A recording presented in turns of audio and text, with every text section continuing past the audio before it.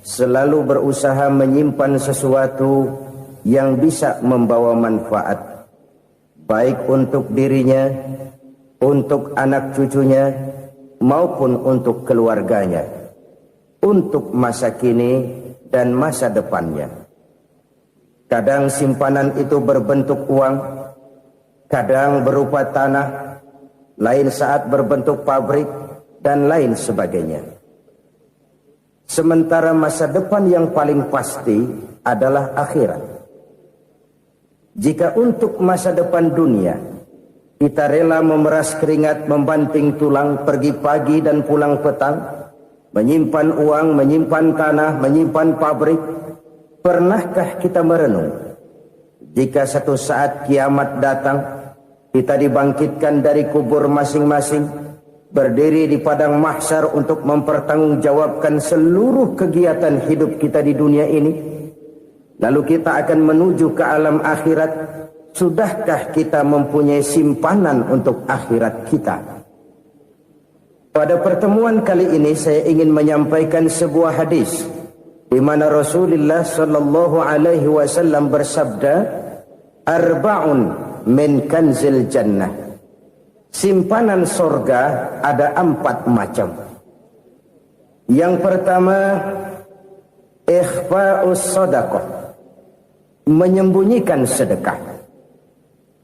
Saudara-saudara kaum muslimin, sebagaimana yang kita maklum bahwa Allah Subhanahu wa taala melebihkan sebagian rezeki dari kita terhadap yang lain. Ada yang kaya, ada yang setengah kaya, ada yang miskin, ada yang setengah miskin, dan selanjutnya. Ada yang gajinya kecil tapi penghasilannya gede. Ada yang penghasilannya gede tapi nggak punya gaji. Ada juga yang memang gajinya gede dan penghasilannya gede. Kelebihan rezeki merupakan sunnatullah dan tidak harus membuat kita merasa lebih dari yang lain. Bahkan sebaliknya, kelebihan itu harus membuat kita ringan tangan untuk menolong mereka yang memang memerlukan pertolongan. Kalau saudara diberikan ilmu, maka pertanyaan akhirat cuma satu: ilmumu kau amalkan untuk apa? Kalau saudara diberikan umur yang panjang, pengadilan akhirat juga bertanya satu: umurmu kau habiskan di mana? Tapi kalau saudara diberikan harta, pengadilan akhirat akan bertanya 2: hartamu kau dapat dari mana? Kau belanjakan kemana? Dari mananya ditanya, dan kemananya juga ditanya. Oleh karena kita akan dimintakan pertanggungan jawab, maka amanah yang bernama harta ini harus kita gunakan dengan sebaik-baiknya. Ada penggunaan yang merupakan kewajiban, itu zakat namanya. Ada penggunaan yang sewaktu-waktu, itu infak namanya. Ada yang lebih sewaktu-waktu lagi, dan itu sedekah namanya. Zakat dia terikat oleh haul dan nisab, oleh putaran batas waktu dan ukuran dari harta itu sendiri. Sedangkan infak terikat oleh situasi dan kondisi perekonomian seseorang. Sedangkan sedekah tidak terikat dengan apapun. Dalam kondisi seperti apapun kita bisa melakukan sedekah dengan yang terkecil sekalipun. Sampai-sampai Rasulullah sallallahu alaihi wasallam mengajarkan, la tahkiranna minal ma'rufi syai'an walau an talqa akhaka biwajhin talik. Atau ada hadis, tabassumuka fi wajhi akhika laka shadaqah. Senyumanmu kepada temanmu adalah sedekah. Jadi untuk melakukan sedekah tidak harus dalam berbentuk uang. Dengan ilmu kita bisa sedekah, dengan tenaga kita bisa bersedekah, dengan pikiran kita bisa bersedekah, bahkan senyum kepada teman itu pun sedekah. Jadi kalau sedekah dengan uang memang belum punya uang, nyengir aja banyakin. Itu asal pada tempatnya, jangan lalu ketemu tiang listrik cengengesan. Tentu tidak pada tempatnya dan tidak wajar. Nah, sedekah yang paling dicintai Allah adalah sedekah yang disembunyikan. Artinya, jauh dari sifat riya. Kan kadang-kadang ada orang sedekah itu disebutkan namanya, apa tidak bagus? Kalau memang niatnya ikhlas, ya bagus-bagus saja. Untuk memberikan sugesti kepada yang lain. Di bulan bin bulan nyumbang sekian, diumumkan. Boleh kalau niatnya untuk memberikan rangsangan kepada yang lain supaya dia menyumbang lebih besar dari orang tadi. Tapi kalau itu mendatangkan riya, maka sedekah yang paling dicintai Allah adalah sedekah yang disembunyikan. Tangan kiri saja tidak tahu apa yang diberikan oleh tangan kanan. Sedekah yang dilakukan dengan ikhlas akan merupakan perbendaharaan surga, tersembunyi dari pandangan orang lain, tidak seorang pun tahu. Karena memang sikap yang baik adalah melupakan kebaikan dan mengingat kesalahan. Itu salah satu ciri orang bahagia. Orang yang selalu mengingat kesalahannya dan berusaha melupakan segala kebaikannya. Kalau dia akan berada kebaikan, dia tidak bisa ikut, dia merasa rugi karena dia merasa belum pernah berbuat baik. Tapi kalau akan melakukan kesalahan baru, dia ingat kesalahan yang sudah-sudah, sehingga terhalang baginya untuk melakukan satu kesalahan baru. Demikianlah saudara-saudara, bahwa Allah melebihkan rizki sebagian kita dari yang lain, agar terjadi tolong-menolong dalam kehidupan ini. Jadi kesenjangan yang nature, kesenjangan yang alami, itu sunnatullah. Ada yang kaya, ada yang miskin, ada yang kelas menengah. Nah, kenapa lalu sekarang kita berusaha mengentaskan kemiskinan? Oleh karena adanya kesenjangan struktural. Kalau yang kaya bisa semakin kaya, kenapa yang miskin tidak bisa naik jadi ikut sedikit kaya? Sebab pada dasarnya Islam adalah agama yang sejak turunnya sudah berupaya memerangi kemiskinan. Bahkan dikatakan kemiskinan itu mendekatkan kepada kekufuran. Orang kalau miskin udah dekat banget sama kafir. Gampang menjadi kafir. Berapa banyak saudara-saudara kita yang oleh karena soal perut, oleh karena soal materi, terpaksa meninggalkan dan menanggalkan akidahnya. Menjual petunjuk yang diberikan Allah dengan kesenangan dunia yang cuma sebentar ini. Na'udzubillah, thumma na'udzubillah. Jadi makin kita sembunyikan satu sedekah, semakin banyak perbendaharaan kita di surga. Sedekah yang paling dicintai Allah adalah sedekah yang disembunyikan. Malahan ada seorang sufi, dia punya kebiasaan kalau pergi sholat Jumat dia bawa uang, itu uang dia taruh di bawah tikar masjid. Dia niat sedekah kepada siapa saja yang nemuin itu duit. Maksudnya apa? Supaya yang nemuin nggak tahu siapa yang punya duit. Demikian dia saking ingin menyembunyikan sedekahnya. Karena sifat riya itu bisa memakan amal kita sendiri. Riya itu termasuk menyebut-nyebut kebaikan kita. Orang yang suka nepuk dada, sedikit-sedikit ngitungnya kalau nggak gua. Tuh kalau nggak gua tuh yang belas itu kalau nggak gua. Iya kalau nggak lu kenapa emang? Orang yang suka menepuk jasa. Tuh, biasanya memang begitu saudara-saudara. Kalau perang lagi berkecamuk, orang nggak sempat ngaku jadi pahlawan. Tapi begitu perang selesai, yang kagak kenal bedil ngaku pahlawan, mas. Itu sesuatu yang biasa. Oleh karenanya, orang-orang yang ikhlas dalam bersedekah, disembunyikannya sedekah itu, Allah cinta betul. Malahan ada hadis memberikan jaminan, inna sedaqatal mar'il muslimi tazidu fil umri wa tadfa'u mitatas su'i. Sesungguhnya sedekahnya seorang mukmin tazidu fil umri, bisa menambah umur panjang. Wa tadfa'u mitatas su'i, dan menyelamatkan manusia dari mati secara su'ul khatimah. Jadi siapa yang kepengen panjang umur, banyaklah sedekah. Yang bosan hidup, pelit terus. Sedekah menambah panjang umur dan menyelamatkan manusia dari mati secara su'ul khatimah. Pak, katanya umur itu nggak bisa ditambah, nggak bisa dikurangin. Kapan? Kalau ajal sudah datang. Wa idza jaa ajaluhum la yastakhiruna sa'atan wa la yastaqdimun. Kalau ajal datang tidak bisa dimajukan, tidak bisa dimundurkan. Itu kalau ajal sudah datang. Tidak bisa lagi umur ditambah dikurangi, sudah datang. Tapi kalau belum datang, itu kan haknya Allah. Mau ditambah, mau dikurangi, hak prerogatif Allah. Sebagai pencipta manusia, Allah maha kuasa dan maha mampu. Sedekah ini menambah panjang umur dan menyelamatkan manusia dari mati secara su'ul khatimah. Orang mati kan sama ya, kondisinya mati, nggak nafas. Tapi hakikat mati kan lain-lain. Ada yang mati itu husnul khatimah, baik akhirnya. Misalnya lagi ngaji mati, lagi sholat mati, lagi sedekah mati. Ini yang dinamakan dengan husnul khatimah, baik di akhirnya. Sebaliknya ada yang su'ul khatimah, jelek di akhirnya. Ini yang jadi catatan akhir. Lagi nyekek botol, mampus. Lagi banting kartu, modar.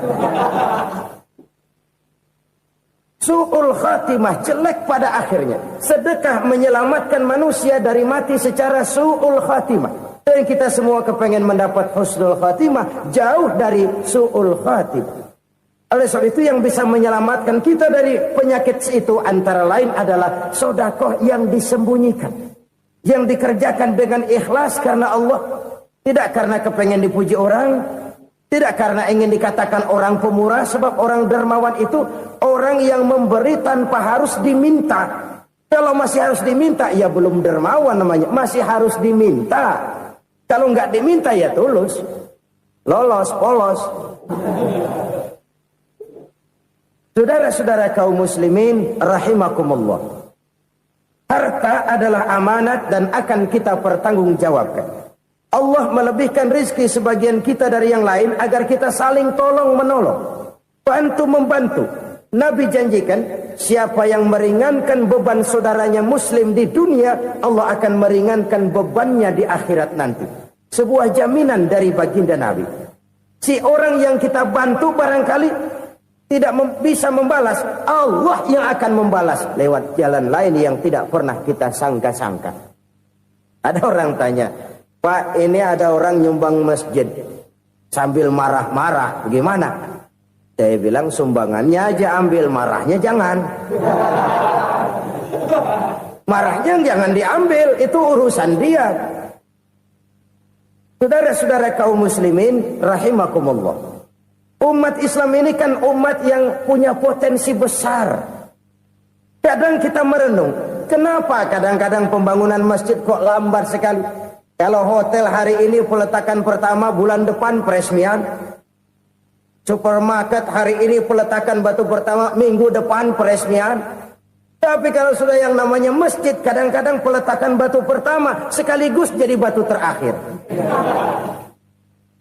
3 tahun, 4 tahun, campur nebar jalak di jalanan. Duit dijaring kayak ikan sepat. Apa tidak ada orang Islam yang kaya? Banyak. Apa tidak ada pengusaha muslim yang jadi konglomerat? Ada. Lalu yang belum banyak itu yang komit terhadap nilai-nilai agamanya.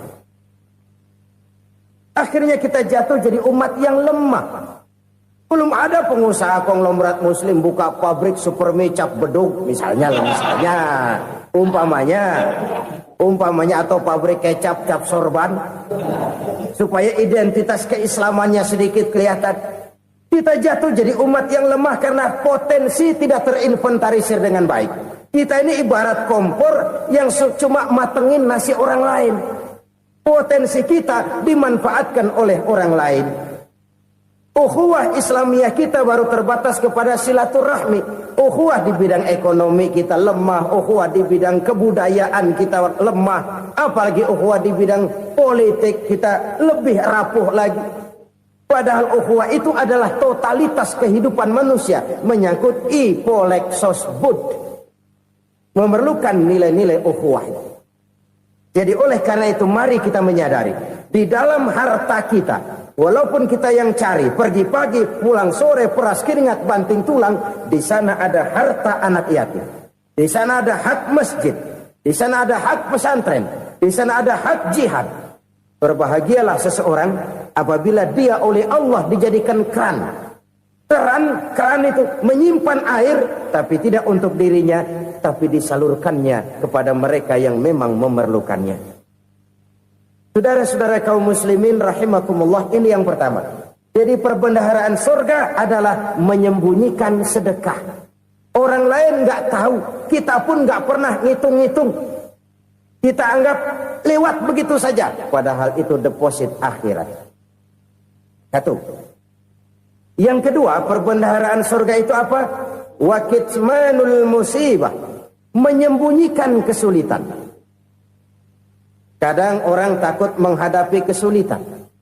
Tapi makin kita merenung, hidup ini kan sebenarnya urusan. Takut sama urusan, ya jangan hidup.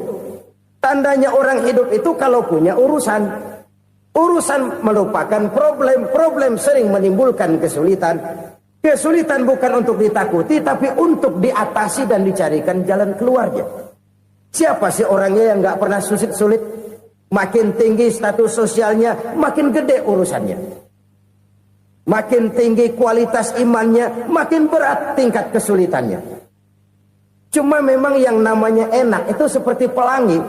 Biang lala itu nggak pernah di atas kepala kita, di atas kepala orang melulu.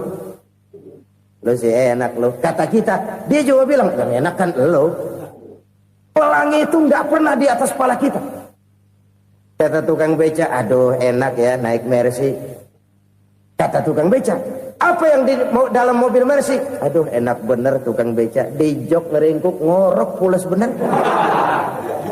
Saya kamar pakai AC sejuk, tempat tidur sutra, empuk, alga, spring bed, kulak kulik nggak bisa pules kalau belum minum Valium, belum tidur. Enak bener tukang beca, di jok ngorok nggak tahu wetan kulon.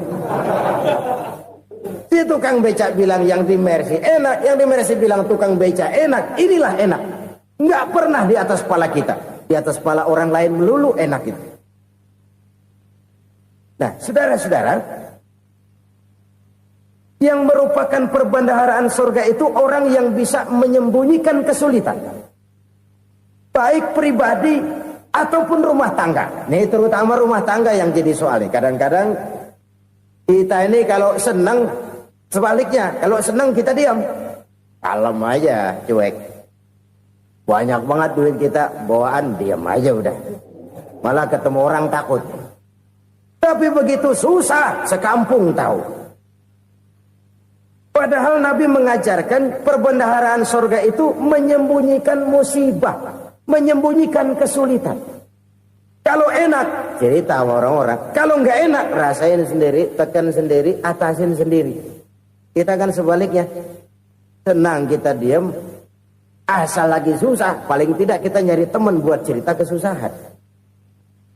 Siapa orangnya yang nggak pernah susah? Cuma soalnya bagaimana kita mengatasi kesusahan itu sendiri. Begitu juga misalnya kalau orang sudah berumah tangga, itu orang tuanya harus menjadi tempat dia cerita yang enak-enak saja.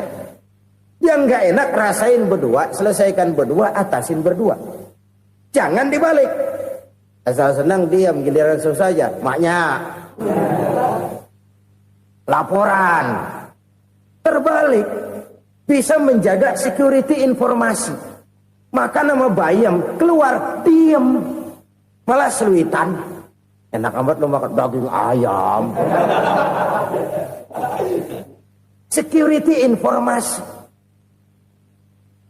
Saudara-saudara kaum muslimin rahimakumullah.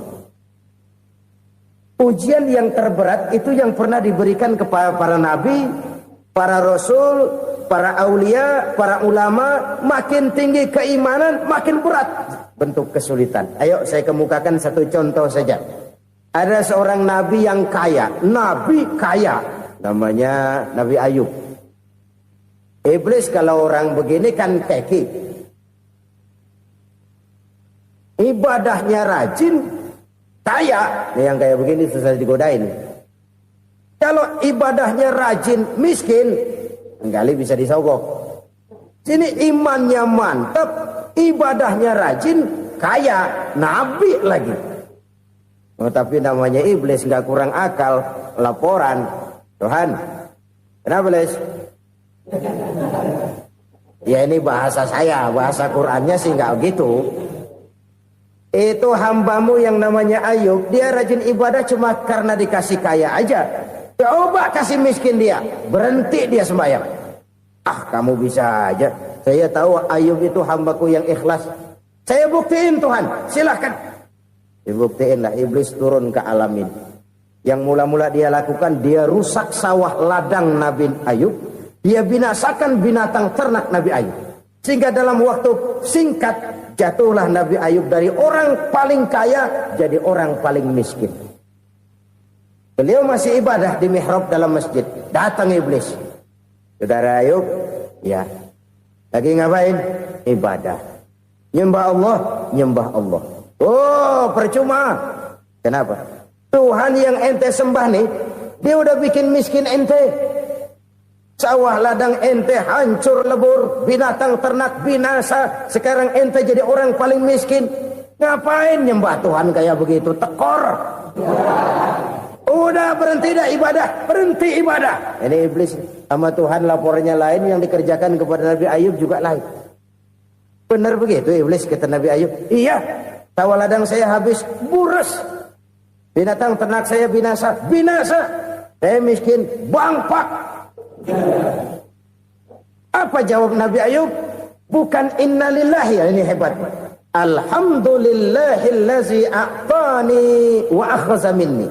Segala puji bagi Allah yang telah memberikan harta kepada saya dan sekarang mengambilnya lagi. Alhamdulillah. Allah yang ngasih, Allah yang ambil. Itu mah urusan Allah. Iblis cuman ibadah jalan terus, sujud lagi Nabi Ayub. Iblis seleher gondok banget. Dasar Nabi nggak mempan dia apa-apain. Miskin malah alhamdulillah. Allah yang ngasih, Allah yang ambil. Jadi kalau kita tidak komit, kita tidak terikat kepada kaya, miskin, senang, susah, apa yang bisa bikin kita susah? Jadikan kekayaan, kemiskinan, jadikan senang, susah sebagai anak buah yang bisa kita atur. Jangan kekayaan ngatur kita, jangan kemiskinan ngatur kita. Kita yang harus mengatur mereka. Senang, susah, kaya, miskin, bahagia, sengsara, jadikan itu anak buah yang bisa kita atur. Kalau sekarang kita kaya, lain saat boleh jadi kita miskin, semiskin-miskinnya. Allah yang ngasih, Allah yang ambil. Tenaga mana yang bisa menghalangi? Ibadah jalan terus. Iblis makin gondok. Dasar Nabi loh. Akhirnya apa? Nabi Ayub dikerjain, diberikan penyakit. Demikian fatal penyakitnya. Bayangin, udah miskin sakit. Masya Allah. Miskin sakit. Sakitnya nggak lama, kira-kira 16 tahun. Istrinya 3, 2 mental minta ceraiin. Ngerawatin laki bengek begini. Senang belum tentu, susah udah pasti nih. Cerai aja, cerai dah. Cerai. Tinggal satu Siti Rahmah yang setia menemani beliau. Sesetia-setianya hati perempuan. Satu saat Siti Rahmah bilang, "Bang, iya, abang kan Nabi, Bang. Lalu, namanya Nabi kan doanya jarang meleset, Bang. Maksud kamu minta kenapa sih sama Tuhan biar abang sembuh, baik dah, Bang?" Siti Rahmah, "Iya. Saya sakit berapa tahun sih dah?" 16 tahun, Bang. "Sebelum ini saya sehat berapa tahun?" "Ya kira-kira 60 tahun, Bang." "Nah, coba ente banding-bandingin, Rahmah. Saya dikasih sehat 60 tahun, dikasih sakit 16 tahun. Sudah nggak sabar mau doa kepada Allah minta sembuh. Saya malu kepada Allah. Diuji dengan yang luar biasa seperti ini, tidak mengganggu stabilitas kehambaannya. Dia tetap menghamba kepada Allah Subhanahu wa ta'ala." Saudara-saudara kaum muslimin rahimakumullah. Kunci menghadapi kesulitan itu apa? Allah jelaskan dalam satu ayat, "Wa basyiris sabirin alladzina iza asabathum musibah qalu inna lillahi wa inna ilaihi raji'un." Gembirakan orang-orang yang sabar Siapa mereka itu? Yang apabila mendapat musibah mereka kembali kepada keyakinan dasar. Segalanya dari Allah dan segalanya akan kembali kepada Allah. Ini konsepsi dasar dari sikap muslim dalam menghadapi berbagai kesulitan. Segalanya dari Allah, segalanya akan kembali kepada Allah. Kalau ini sudah kondisi dasarnya, maka kita akan lapang menghadapi kenyataan bagaimanapun pahitnya. Apakah itu namanya miskin, apakah itu namanya sakit, bahkan maut sekalipun. Maut sekalipun. Segalanya dari Allah, segalanya akan kembali kepada Allah. Ini sikap hidup, bukan sekedar ucapan. Kita kadang-kadang menjadikannya sebagai ucapan. Mulutnya sehingga berhenti, innalillahi wa inna ilaihi rajiun, tapi nangisnya terus gerung-gerungan. Bukan itu, ini kesadaran moral. Kalau segalanya dari Allah, segalanya kembali kepada Allah, kan sebenarnya cuma nunggu giliran. Hari ini saya nyembayangin dia, entah hari apa saya disembayangin orang. Hari ini saya antar dia ke kubur, entah hari apa orang nganterin saya ke kubur. Hari ini saya tahlilkan dia, entah nanti kapan orang tahlilkan saya. Segalanya dari Allah, segalanya akan kembali juga kepada Allah. Oleh sebab itu saudara-saudara, kesulitan bukan untuk ditakuti. Kesulitan justru untuk diatasi, dicarikan jalan keluarnya. Dan tidak ada orang yang tidak pernah mendapat kesulitan. Tidak ada. Semakin tinggi status sosial, semakin tinggi kualitas keimanan, semakin besar juga tingkat kesulitan. Hanya saja bagaimana cara kita mengatasinya. Dan Al-Quran menyatakan, inna ma'al usri yusra. Di balik kesulitan itu pasti ada kemudahan. Roda itu berputar. Karena itu Rasulullah sallallahu alaihi wasallam mengingatkan kepada kita, ta'arraf ilallahi fir raha ya'rifka fis syiddah. Ingatlah kepada Allah di waktu kamu senang, supaya Allah ingat kepada kamu di waktu kamu susah. Kalau waktu senang kita ingat kepada Allah, kita susah, Allah tidak akan meninggalkan kita. Tapi kalau waktu senang kita jauh dari Allah, sujud tidak sempat, dengan masjid jauh, ketika senang kita lupakan Allah. Nanti begitu kita susah, Allah lupakan kita. Dan itu menyakitkan. Oleh karena itu orang-orang tua kita dulu bilang, kalau lagi sehat ingat-ingat, lu bakal sakit nanti. Kalau lagi kaya ingat-ingat, satu saat kita bakal jatuh miskin. Bahkan kalau lagi muda ingat-ingat kita bakal tua. Dan yang terpenting, kalau lagi hidup ingat-ingat kita bakal mati. Saudara-saudara kaum muslimin rahimakumullah. Jadi yang kedua yang merupakan perbendaharaan surga, menyembunyikan musibah. Saudara-saudara kaum muslimin rahimakumullah. Hal ketiga yang merupakan perbendaharaan surga adalah wasilatur rahmi. Orang yang suka bersilaturahmi. Sebagaimana yang kita maklum bahwa manusia adalah makhluk yang disebut zon politika. Makhluk sosial yang tidak mungkin hidup sendiri-sendiri. Betapa dan siapapun kita memerlukan orang lain. Bodoh betul manusia kalau tinggal di tengah masyarakat tapi tidak mau bermasyarakat. Merasa hebat sendiri, pintar sendiri, gagah sendiri, kaya sendiri. Mungkin kalau mati juga ngubur sendiri.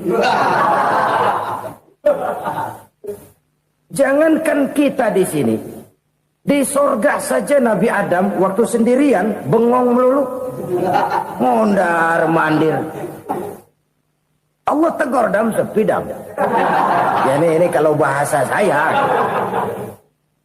Iya Tuhan sepi ini nggak ada coret-corekan pisan ini. Diciptakan Siti Hawa baru anteng Nabi Adam. Itu di surga. Cobalah. Umpamanya saudara tinggal di Jakarta nih. Kayak bener. Apaan aja di Jakarta punya saudara dah. Jembatan Semanggi ambil. Monas buntel bawa pulang. Hotel-hotel ambil semua. Cuman tinggal di Jakarta sendirian, apa enaknya? Betapa dan siapapun kita perlu orang lain. Tidak ada seorang pun yang bisa memenuhi kebutuhan hidupnya secara sendiri-sendiri.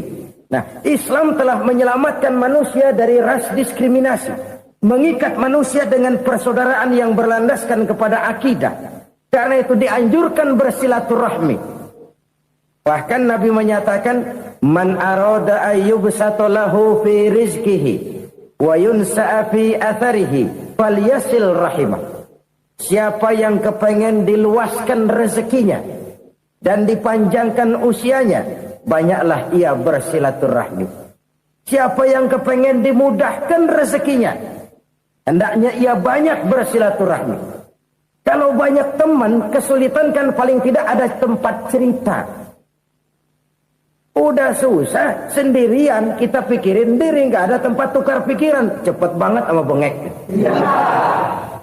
Dilawan sendiri. Nah, secara makro kita bisa berkata, tidak mungkin ada kemenangan kalau tidak ada kekuatan. Tidak ada kekuatan kalau tidak ada kesatuan dan persatuan. Tidak mungkin ada kesatuan dan persatuan tanpa semangat silaturahmi. Kalau umat Islam mau menang, dia harus kuat. Kalau umat Islam mau kuat, dia harus bersatu. Kalau umat Islam mau bersatu, dia harus membudayakan silaturahmi ini. Bahkan sampai-sampai kata Nabi, kalau bisa cari nilai tambah. Apa? Silman qata'ak. Bersilaturahmilah kau kepada orang yang marah denganmu. Masya Allah, indahnya ajaran agama kita. Orang yang marah pun kepada kita, kata Nabi, kalau bisa bersilaturahmilah kepadanya, kepada orang yang marah itu. Di situ nilai tambah. Cuman jujur nih hadis, ngucapinnya gampang, ngamalinnya yang berat banget. Orang marah sama kita, kita disuruh silaturahmi. Ada apa malu? Lu marah, ada gue marahan lagi. Gue pikirin. Saudara-saudara kaum muslimin rahimakumullah. Tapi ini yang diajarkan, bahkan ini yang dicontohkan oleh baginda Rasul. Bagaimana begitu mudah, misalnya satu saat Abu Jahal ini ngatur strategi bagaimana bikin Muhammad celaka. Dia gali lubang di depan tempat tidurnya. Dia tutupin daun korma. Terus dia panggil seseorang, ke sini. Kasih tahu Muhammad, pamannya sakit keras, minta ditengokin. Berangkat orang ini ke sana. Muhammad, labbaik. Pamanmu sakit keras, dia minta ditengokin. Baik, saya akan datang menjenguk beliau. Berangkatlah Nabi ke rumah Abu Jahal tanpa prasangka apapun. Abu Jahal udah pasang setil, selimut 3 rangkap setengah dia pakai. Persis kayak orang meriang. Tapi sembari ngintip dari balik selimut. Begitu Muhammad buka pintu, nah, masuk perangkap nih. Muhammad jalan menuju tempat pembaringan. Makin lama makin dekat, makin lama makin dekat. Makin dekat ke lubang yang dipasang oleh Abu Jahal itu. Dalam hati Abu Jahal, terus dah jatuh, mampus dah lo ini. Mampus lo hari ini nih. Apa yang terjadi? Malaikat Jibril datang. Muhammad, pamanmu cuma pura-pura sakit. Di depan tempat tidurnya ada lubang perangkap supaya kamu jatuh ke situ. Sudah, kamu pulang. Balik kanan Nabi. Sudah hampir jatuh ke lubang, balik kanan, pulang. Bayangin kecewanya Abu Jahal. Muhammad dikit lagi, Muhammad dikit lagi. Enggak paman, saya pulang aja. Emosi bangun dari tempat tidur, enggak sadar kalau lagi pura-pura sakit. Lompat ngejar Nabi, dia lupa dengan lubang yang dia gali. Serak, nyemplung sendiri ke dalam lubang.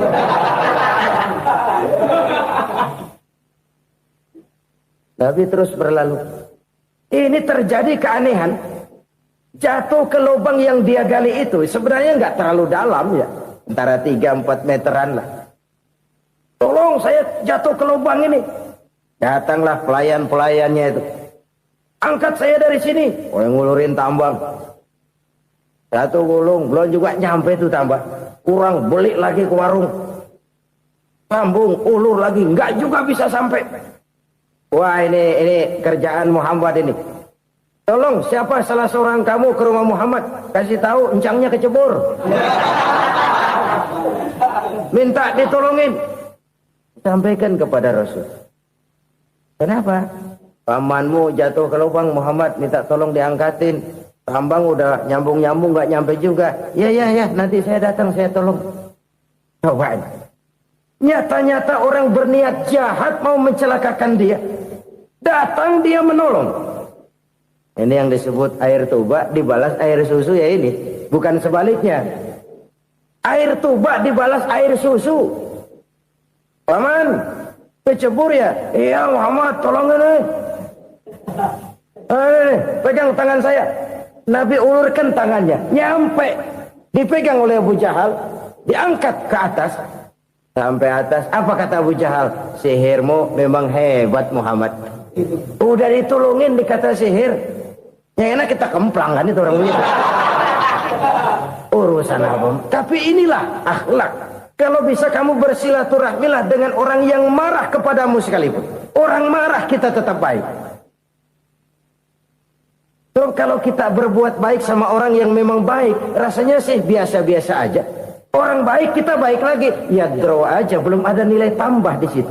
Baru ada nilai tambah kalau kita bisa berbuat baik kepada orang yang nyakitin kita. Itu namanya kita setingkat di atas dia. Dia sakitin kita, kita berbuat baik sama dia.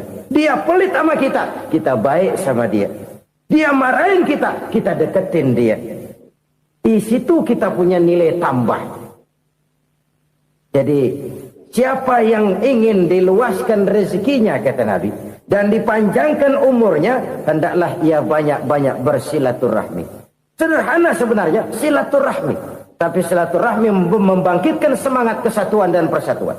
Kesatuan dan persatuan melahirkan kekuatan. Dalam matematika, 1 ditambah 1 pasti 2. Tapi di tengah masyarakat, 1 orang takut ditambah 1 orang takut, hasilnya jadi 2 orang setengah berani. Kenapa?